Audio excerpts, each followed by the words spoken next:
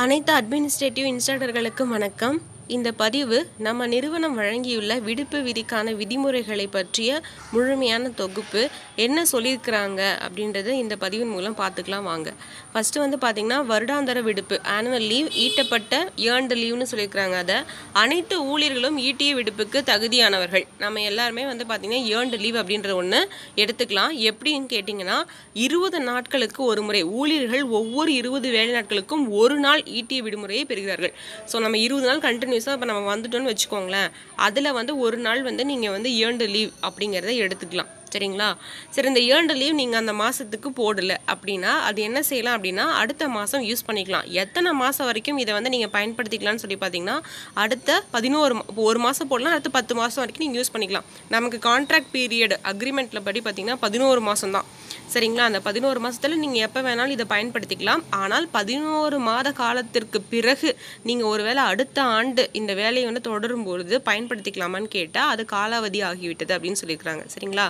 அது expired. Okay, அந்த leave 20 நாட்கள் பர்சனல் யூஸ்க்காக நம்ம யூஸ் பண்ணுறோம். வெக்கேஷனலாகவோ இல்லை சம்வாட் நம்மளோட பர்சனல் யூஸ்க்காகவோ யூஸ் பண்ணுறோன்னா 20 டேஸ்க்குள்ளே நீங்கள் அந்த லீவை எடுத்துக்கணும். அப்பார்ட் ஃப்ரம் தட் எக்ஸ்டெண்ட் ஆச்சு அப்படின்னா நீங்கள் நெக்ஸ்ட் மந்த் நீங்கள் இதை யூஸ் பண்ணிக்கலாம். பட் என்ன செய்யக்கூடாது அப்படின்னா 11 மாதத்துக்கு அப்புறம் இது எதுக்குமே யூட்டிலைஸ் ஆகாது. ஓகேவா? நெக்ஸ்ட்டு, அனுபவிக்காத ஈட்டிய விடுப்பினை பணமாக்க அடிப்படை ஊதியம் ப்ளஸ் அகவிலைப்படி மட்டும் கணக்கிடப்படும். ஸோ அடிப்படை ஊதியம் நமக்கு உங்களுக்கு தெரியும், ஆஃபர் லெட்டரில் ஒன்று கொடுத்துருப்பாங்க 3800 சொச்சம். அகவிலைப்படி பார்த்திங்கன்னா 950 ரூபா போட்டிருந்தாங்க. சரிங்களா? அது ரெண்டையும் கூட்டி இவங்க அந்த எத்தனை நாட்கள் வருதோ அதை டிவைட் பண்ணி நமக்கு ஏர்ன்டு லீவுக்கு ஒரு நாளைக்கு எவ்வளோ, அப்போ அன்றைக்கி 323 ரூபா ஒரு நாளைக்கு நமக்கு வருதுன்னு சொன்னாங்களே, அந்த மாதிரி எவ்வளோ அமௌண்ட் வருதோ அந்த அமௌண்ட்டை நம்ம வாங்கிக்கலாம் அப்படின்ற மாதிரி சொல்லியிருக்காங்க 11 மாதம் முடிவில். சரிங்களா? கணக்கிடப்படும்னு சொல்லியிருக்கிறாங்க. ஆனால் அது நமக்கு கொடுப்பாங்களான்னு அது எனக்கு தெரியல. பட் இவங்க கொடுக்குறதா சொல்லியிருக்கிறாங்க. நெக்ஸ்ட், தற்செயல் விடுப்பு. தற்செயல் விடுப்புனா இது பார்த்திங்கன்னா சிஎல் கேஷுவல் லீவு. அனைத்து ஊழியர்களும் தங்கள் வேலையின் தொடக்கத்திலிருந்து தற்செயல் விடுப்புக்கு தகுதியானவர்கள். இது இந்த 20 நாள் வந்திருக்கணும் கண்டினியூஸாக. 20 நாள் வந்தால் தான் ஏர்ன் லீவ் எடுக்க முடியும்னு சொல்லியிருக்கிறாங்க. ஆனால் அந்த மாதிரி கேஷுவல் லீவ் கிடையாது. நீங்கள் 20 டேஸ் வரணுன்ற அவசியம் இல்லை. மாதத்திலோட நாளே கூட நீங்கள் கேஷுவல் லீவ் அப்படிங்கிறத போட்டுக்கலாம். சரிங்களா? 20 டேஸ் அந்த மந்த்லி வந்திருக்கணுன்ற நெசசிட்டி இல்லை. ஆனால் ஒப்பந்த கால 11 மாதங்களில் 11 நாட்கள் தற்செயல் விடுப்புக்கு பணியாளர்களுக்கு உரிமை உண்டு. இந்த 11 மாதத்தில் 11 நாள், அதாவது ஒவ்வொரு மாதத்திற்கும் ஒரு நாள் உங்களுக்கு கேஷுவல் லீவ் எடுக்கிறதுக்கான உரிமை உண்டு அப்படின்னு சொல்லியிருக்காங்க. ஒரு மாதத்திற்கு அதிகபட்சம் ஒரு நாள் தற்செயல் விடுப்பு எடுக்கலாம். துய்க்கப்படாத தற்செயல் விடுப்பு அடுத்த மாதத்திற்கு எடுத்துக்கொள்ளப்படும். ஆனால் 11 மாத ஒப்பந்த காலத்தின் முடிவில் ஏதேனும் தற்செயல் முடிவு இருப்பின் அது காலாவதியாகிவிடும். ஸோ ஓகேவா? அவங்க சொன்ன மாதிரியே தான் இங்கேயும் சொல்கிறாங்க. அதாவது 11 மந்த்ஸ்க்கு அப்புறம் நீங்கள் எடுக்கலாம். கேஷுவல் லீவ் நான் சேர்த்து வச்சுருக்கேன். இந்த 11 மாதமும் நான் ஒரு நாள் கூட லீவ் போடாமல் வந்துட்டேன். ஸோ அதனால் நம்ம நெக்ஸ்ட் இயர் ஒரு நாள் லீவ் போட்டுக்கலாம் அப்படின்னு கேட்டிங்கன்னா கண்டிப்பாக கிடையாது. இந்த மந்தில் 1 டே உங்களுக்கு கேஷுவல் லீவ் இருக்குது. தற்செயல் விடுப்புகளை மற்ற விடுப்புகளுடன் சேர்த்து எடுக்கவும் முடியாது. இன்னொரு விஷயம் புரிஞ்சுக்கணும். இப்போ ஒரு நாள் ஏர்ன் லீவ் போடுறீங்க இஎல், அப்போ நம்ம முன்னாடி பார்த்தோம் இல்லையா, அந்த ஏர்ன் லீவ் போட்டு அடுத்த நாள் சிஎல் போட்டுக்கலாமான்னு கேட்டால் முடியாது. இப்போ இந்த வீக்லி ஒன்ஸ் அந்த மாதிரி லீவ் போட்டுக்கலாம். நீங்கள் இப்போ 1 மந்தில் இந்த மாதத்தில் முதல் வாரத்தில் ஒரு நாள் ஏர்ன்டு லீவ் போட்டிங்கன்னா அடுத்த வாரத்தில் எடுத்துக்கலாம் கேஷுவல் லீவ். ஆனால் கண்டினியூஸாக தொடர்ச்சியாக ஏர்ன்டு லீவும் கேஷுவல் லீவும் நீங்கள் யூஸ் பண்ணக்கூடாது அப்படின்னு சொல்லியிருக்கிறாங்க. சரிங்களா? இதே மாதிரி தான் சிக் லீவுக்கும் வரும். எந்த லீவுமே கண்டினியூஸாக நம்ம என்ன பண்ணாங்கன்னா எடுக்க முடியாது. ஒரு நாள் விட்டு ஒரு நாள் அப்படி எடுத்துக்கலாம். தற்செயல் விடுப்புக்கு முன்கூட்டியே விண்ணப்பித்து ஒப்புதல் பெற வேண்டும். யார்கிட்ட அப்படின்னு சொல்லி பார்த்தீங்கன்னா நம்ம எப்பயும் போல் ஹெச்எம் கிட்ட சொல்லணும். அதே மாதிரி நம்ம யார்கிட்ட சொல்லணும்னு சொல்லி பார்த்தீங்கன்னா டிஸ்ட்ரிக்ட் கோஆர்டினேட்டர்ஸ் அவங்கக்கிட்டையும் நம்ம லீவ் போடுறோம் அப்படின்றத அதாவது ஹெச்ஆர் கிட்ட சொல்லிடணும். ஓகேங்களா? ஸோ அப்படி நீங்கள் சொல்லாமல் பண்ணீங்க அப்படின்னா எல்ஓபின்னு போட்டிருக்காங்க. எல்ஓபினா லாஸ் ஆஃப் பே. அந்த விடுமுறை நீங்கள் எந்த விதமான முன் அனுமதியும் இன்றி எடுக்கிறீங்க அப்படின்னா அதுக்கு லாஸ் ஆஃப் பே இருக்குது அப்படின்னு சொல்லியிருக்கிறாங்க. நெக்ஸ்ட், நோய்க்கால விடுப்பு சிக் லீவ். ஓகேவா? அனைத்து மெடிக்கல் லீவ்னு ஏதோ ஒன்று உடம்பு சரியாமல் இருக்குது அப்படின்னு சொல்லும்போது நீங்கள் எடுத்துக்கலாம். அனைத்து ஊழியர்களும் தங்கள் வேலையின் தொடக்கத்திலிருந்து நோய்வாய்ப்பட்ட விடுப்புக்கு தகுதியுடையவர்கள். இதுவும் பார்த்திங்கன்னா எப்போ வேணால் எடுத்துக்கலாம். மாதத்தோட முதல் நாள் எடுத்துக்கலாம், 2வது நாள் உங்களோட விருப்பம் தான். இதில் அந்த எந்த விதமான ரூலும் கிடையாது. நீங்கள் எப்போ வேணாலும் சிக் லீவ் போட்டுக்கலாம். 11 மாத ஒப்பந்த காலத்தில் பணியாளர்களுக்கு 11 நாட்கள் நோய்வாய்ப்பட்ட விடுப்புக்கு உரிமை உண்டு. சரிங்களா? அந்த ஒவ்வொரு மாதத்துலேயும் பார்த்திங்கன்னா 11 நாட்கள் உங்களுக்கு லீவ் போட்டுக்கிறதுக்கு அதாவது ஒவ்வொரு மாதத்துக்கு ஒரு நாள், 11 மாதத்துக்கு 11 நாள் இருக்குது.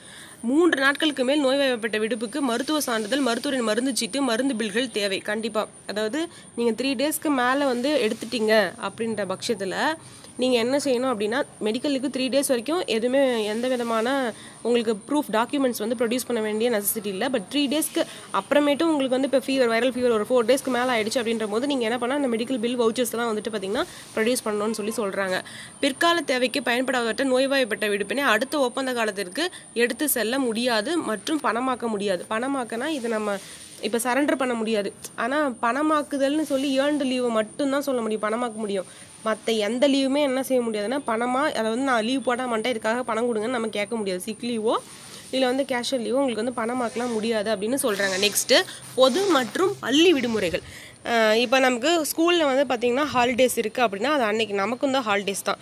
அதே மாதிரி வீக்கெண்டில் வந்து பார்த்திங்கன்னா லீவ் விடுறாங்க. சாட்டர்டே சண்டேலாம் லீவ், ஸ்கூல் லீவ்னா நமக்கும் லீவ் தான் அதுன்னு சொல்லியிருக்காங்க. அனைத்து ஊழியர்களும் அவர்களின் தொடக்கத்திலிருந்து பொது மற்றும் பள்ளி விடுமுறைகள் உண்டு. பொது விடுமுறை நாட்கள் அரசால் அறிவிக்கப்பட்ட அனைத்து பொது விடுமுறைகளும் ஓகேவா. ஸோ உங்களுக்கே தெரியும் கவர்மெண்ட் ஹாலிடேஸ் அன்றைக்கி நமக்கு லீவ் தான். அதே மாதிரி ஸ்கூல் லீவ்ஸ்னு நமக்கு லீவ் தான் ஓகேவா. அந்த ஸ்கூல் டேயில் வந்துட்டு பட் நம்ம ஃப்ரீயாக இருக்கமான்னு கேட்டால் 24/7 தான் போயிட்டுருக்கு. ஸோ இருந்தாலும் பரவாயில்ல. பட் இவங்க என்ன கொடுத்துருக்காங்களோ அதை தான் வந்து நம்ம வந்து சொல்லியிருக்கோம், அந்த ஃபுல்லாக எக்ஸ்பிளைன் பண்ணியிருக்கிறோம். உள்ளூர் அல்லது சிறப்பு விடுமுறை நாட்கள் வேலை செய்ய வேண்டும். உள்ளூர் லோக்கல் ஹாலிடேவாக இருக்குது அன்றைக்கி வந்து கோட்டை மாரியம்மன் பண்டிகை எங்கள் ஊரில் விடுமுறைங்க அப்படின்னு சொன்னால் உங்கள் ஊரில் மட்டும்தான் அது, உங்கள் மாவட்டத்தில் மட்டும்தான் இருக்கும் சரிங்களா. அப்போ வந்து பார்த்திங்கன்னா அன்றைக்கெலாம் ஒர்க் பண்ணணும்னு சொல்லியிருக்காங்க. உள்ளூர் அல்லது சிறப்பு விடுமுறை நாட்கள் வந்து வேலை செய்ய வேண்டும்னு சொல்லிட்டாங்க. நெக்ஸ்ட்டு மகப்பேறு நன்மை. எந்த விதமான மெட்டர்னிட்டி பார்த்திங்கன்னா லீவும் கிடையாதுன்னு சொல்லியிருக்காங்க. பேறுகால சலுகைகள் இதில் பெற இயலாது. ஏனென்றால் பேறுகால விடுப்பின் போது அந்த இடத்திற்கு வேறொருவர் நியமிக்கப்பட வாய்ப்பு உள்ளது. இப்போ 3 மாதம் லீவ் போடுறாங்க, அதாவது மெட்டர்னிட்டி லீவு அப்படின்னு சொல்லி பார்த்தீங்கன்னா அதுக்குள்ளே அந்த இடத்துக்கு என்ன செய்யலாம் அப்படின்னா வேற ஒரு ஏஐயை உட்கார வைக்க முடியும் அப்படின்னு சொல்லியிருக்காங்க. மீண்டும் பணிக்கு திரும்புவது தகுதியான காலி பண்ணிட்டீங்களே பொறுத்து இல்லை அந்த வேகன்சி யாருமே ஃபில்லப் ஆக வரல அந்த இடத்துக்கு அப்படின்னா நீங்கள் வரலாம். ஆனால் வந்து அவங்களுக்கு வந்து எந்த முன்னறிவிப்பும் இல்லாமல் என்ன செய்யலாம் அப்படின்னா உங்களை வந்து குவிட் பண்ணலாம் அந்த வேலையில் இருந்து அப்படின்னு சொல்லியிருக்காங்க. அதாவது மெட்டர்னிட்டி லீவுங்கிறதே கிடையாது. ஒரு வேளை நீங்கள் ஒரு குறிப்பிட்ட டேஸ்க்கு அப்புறமேட்டு எக்ஸ்டென்ஷன் ஆகிட்டே இருக்குது 1 month 2 monthக்கு அப்புறமேட்டு நீங்கள் எக்ஸ்டென்ஷன் பண்ணுறீங்க அப்படின்ற பொழுது லீவ் இருக்குன்னா அந்த இடத்துக்கு இன்னொருத்த போட்டுப்பாங்க. விடுப்பு விண்ணப்ப வழிமுறைகள் பார்த்திங்கன்னா அனைத்து ஊழியர்களுக்கும் உண்டு.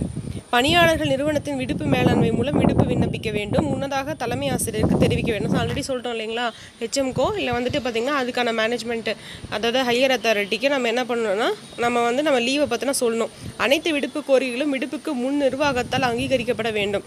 கண்டிப்பாக வந்து என்ன செய்யணும் அப்படின்னா அதை வந்து அவங்க வந்துட்டு அங்கீகரிச்சிருக்கணும். ஓகே நீங்கள் லீவ் எடுத்துக்கோங்க அப்படின்னு சொல்லியிருக்கணும். முன் அனுமதி இல்லாத பட்சத்தில் லாஸ் ஆஃப் பே. அவசர காலங்களில் முன் அனுமதி என்று விடுப்பெடுக்கலாம். ஸோ எமர்ஜென்சி எதுவுமே பண்ண முடியவே முடியாது அப்படின்ற பட்சத்தில் வந்து பார்த்திங்கன்னா எமர்ஜென்சி டைமில் நீங்கள் வந்துட்டு பார்த்திங்கன்னா எந்த விதமான முன் அனுமதி இல்லாமல் கூட நீங்கள் என்ன செய்யலாம்னா லீவ் எடுத்துக்கலாம் அப்படின்னு சொல்லியிருக்காங்க. பணியாளர்கள் கூடிய விரைவில் நிறுவனத்தின் விடுப்பு மேலாண்மை அமைப்பு மூலம் விடுப்புக்கு விண்ணப்பிக்க வேண்டும் மற்றும் தங்கள் பள்ளி தலைமை ஆசிரியருக்கு தெரியப்படுத்த வேண்டும். அனைத்து பணியாளர்களும்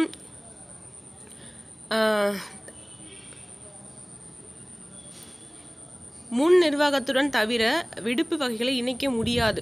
ஸோ நல்ல ஒரு விஷயம்னா இணைத்தல் விடுப்பு. இந்த எப்படி வந்து லீவ் எடுக்கிறதுன்னு சொல்கிறாங்க இல்லைங்களா, அது வந்து பார்த்திங்கன்னா ஏற்கனவே சொல்லியிருக்கேன். கேஷுவல் லீவு, சிக் லீவோ இல்லை மெடிக்கல் லீவோ அதுக்கு தான் சிஎல் இப்படி சேர்த்து வச்சு பார்த்திங்கன்னா எடுக்க முடியாது அப்படின்ற மாதிரி சொல்லியிருப்பாங்க. தங்கள் விடுப்பு நிலுவைகளை கண்காணிப்பதற்கு பொறுப்பாவார்கள். ஸோ ஒவ்வொன்றும் பார்த்திங்கன்னா அந்த விடுப்பு எப்படி மேலாண்மை கரெக்டாக மேனேஜ் பண்ணுறாங்களா அப்படின்னு சொல்லிட்டு ஹெச்ஆரும் ஹெச்எம்மும் அதை வந்து பார்த்திங்கன்னா பார்த்துக்குவாங்க. நெக்ஸ்ட் வந்து இஎஸ்ஐசி மற்றும் இபிஎஃப் நன்மைகள். உங்களுக்கு தெரியும் இஎஸ்ஐசின்னா என்னன்னு சொல்லிட்டு பார்த்திங்கன்னா அந்த டிஸ்பென்சரிஸ் சரிங்களா, ஃப்ரீயாக வந்துட்டு நமக்கு என்ன பண்ணுறாங்கன்னா அந்த மெடிக்கல் நம்மளோட ஹெல்த் வந்து செக் பண்ணிக்கிறோம் இல்லைங்களா. இஎஸ்ஐசி டிஸ்பென்சரிஸ் மூலிமா நமக்குன்னு கொடுத்துருக்கக்கூடிய மாவட்டத்தில் இருக்கக்கூடிய இஎஸ்ஐசி டிஸ்பென்சரியில் வந்துட்டு பார்த்திங்கன்னா செக் பண்ணிக்கலாம். நெக்ஸ்ட்டு இபிஎஃப்னால் உங்களுக்கே தெரியும் பிஎஃப் அமௌண்ட்டு ஓகேங்களா, அது வந்து சேமித்து வைக்கிறாங்க ஒவ்வொரு மாதமும். எந்த நேரத்திலும் இந்த கொள்கையை திருத்தும் உரிமை நிறுவனம் கொண்டுள்ளது. இது நான் கொடுத்துருக்குறேன், இது எந்த நேரத்தில் வேணால் என்ன செய்வேன், சேஞ்ச் பண்ணிப்பேன். மாற்றங்கள் அனைத்தும் ஊழியர்களுக்கு முன்கூட்டியே தெரிவிக்கப்படும். அதே இந்த மாதிரி சேஞ்சஸ் இருக்குது அப்படின்னா நாங்கள் முன்னாடி என்ன பண்ணிடுவோம், அதை பற்றி சொல்லிடுவோம் உங்களுக்கு அப்படின்னு சொல்லியிருக்கிறாங்க. இதுதான் நமக்கான விடுப்பு விதிகள். ஓகே, நன்றி. மேலும் அடுத்த ஒரு தகவலோடு உங்களை சந்திக்கிறேன். வணக்கம். நம்ம